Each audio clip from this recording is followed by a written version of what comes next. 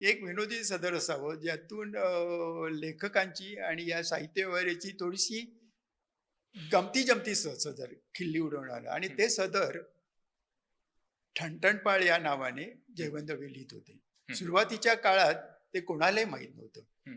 की हे जयवंत दळवी आहेत. ठीक आहे.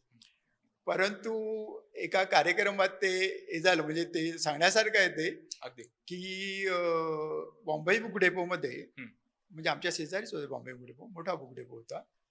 तिथे स्वाक्षरी समारंभ होत असत. मोठमोठे लेखक येत असत, आचार्य यात्रे वगैरे. आचार्य यात्रेनं प्रथम मी तिथेच बघितलं. मी त्यावेळी लहान होतो. तर एकदा त्याने ठणठणपाळला बोलवलं. ते म्हणाले ठणठणपाळला आपण बोलूया. मग त्याने एक ठणठणपाळचं एक चित्र होतं. हं. जे नेहमी लोगो म्हणून वापरलं जायचं. त्याचा एक मोठा कटआउट केला गेला. त्या कटआउटमधनं फक्त म्हणजे ते जयवंत दळवी होते माहीत नव्हतं. फक्त हात यायचा. अगदी असं. हातासाठी जागा मोकळी ठेवलेली होती. हं, हं, ठणठणपणचा मोठा कटआउट आणि हं. त्यातून दळवी ठणठणपण म्हणून स्वाक्षरी करत होते. हां.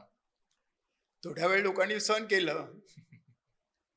ठणठणपाळ बाहेर या, ठणठणपाळ बाहेर या. सगळे तिकडे जमलेले वाचक आणि सगळे आणि मग ठणठणपाळला बाहेर यावं लागलं. हं, आणि ठणठणपाळ कोण आहे ते लोकांना कळलं. हं, पण हे ठणठणपाळ सदर जयवंत दळवींनी 20 वर्ष लिहिलं.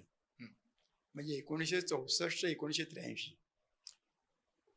बाबा गेल्यानंतर त्याने ते सदर बंद केलं. पण दळवीने मला म्हणजे पुढच्या वर्षी एक नवीन सदर लिहायला सुरुवात केली त्यांनी. हं.